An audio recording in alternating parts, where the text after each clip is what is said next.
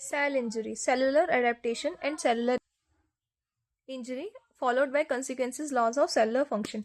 तो विर्चो ने 1859 में सेल थ्योरी पब्लिश की थी. मोस्ट फॉर्म ऑफ द जो डिसीजेज होती हैं वो बिगिन होती हैं सेल इंजरी की वजह से, जो ultimately another consequences loss of cellular functions का रीजन होती हैं. सेल इंजरी की बात करें तो it is defined as the effect of variety of stress due to etiological agent, मतलब foreign agent, a cell encounters, जिसके थ्रू जो सेल है जिससे इनकाउंटर करता है, रिजल्ट होता है in changing in its internal as well as external environment. Cellular responses की बात करें कि जब एटाइलॉजिकल एजेंट आता है तो सेलुलर का रिस्पॉन्स क्या होता है, वो डिपेंड करता है on host factor. Host factor क्या है, मतलब टाइप ऑफ सेल इन्वॉल्व. जो भी होस्ट फैक्टर है उसमें जो होस्ट फैक्टर है जो भी, तो कौन सा सेल का टाइप है, सपोज वो लीवर सेल है, किडनी सेल है.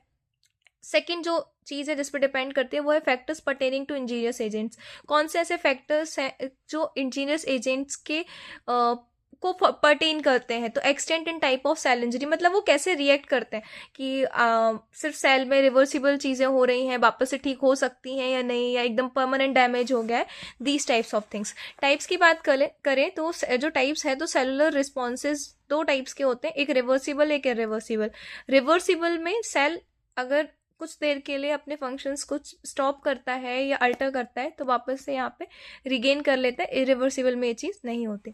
रिवर्सिबल को स्टडी करें तो when functional demand increase, cell adapt होता है चेंजेस में और अपने आप को मॉर्फोलॉजिकली एक्सप्रेस करता है और वापस से रिवर्ट बैक कर लेता है टू नॉर्मल जैसे ही स्ट्रेस जो है रिमूव हो जाता है. और इसी को हम सेलुलर एडेप्टेशन भी बोलते हैं. तो सेलुलर एडेप्टेशन जब cell due to necessity of anything अपनी चीज़ को मॉर्फोलॉजिकली एंड फंक्शनली कुछ देर के लिए चेंज कर ले, that is known as cellular adaptation. Next irreversible की बात करेंगे तो इरिवर्सिबल सेल इंजरी में क्या होता है, जब स्ट्रेस जो है वो माइल्ड टू मॉडरेट होगा तो इंजर्ड सेल जो है वो रिकवर हो गया तो रिवर्सिबल है. पर जब ये परसिस्टेंट रहता है और सीवियर फॉर्म में कन्वर्ट हो जाता है तो इसकी वजह से जो है वो सेल डेथ कॉज होता है, जिसको इरिवर्सिबल बोलते हैं. इरिवर्सिबल आगे देखें तो इरिवर्सिबल सेल इंजरी ये जो है ये में persist evidence of cell injury at subcellular level. अब जो रिवर्सिबल सेल इंजरी है ये अपने कुछ एविडेंस को छोड़ देती है एट सब सेलुलर लेवल. अगर इसको आगे स्टडी करें तो सब सेलुलर चेंजेस और मेटाबोलाइट्स में accumulate within the cell.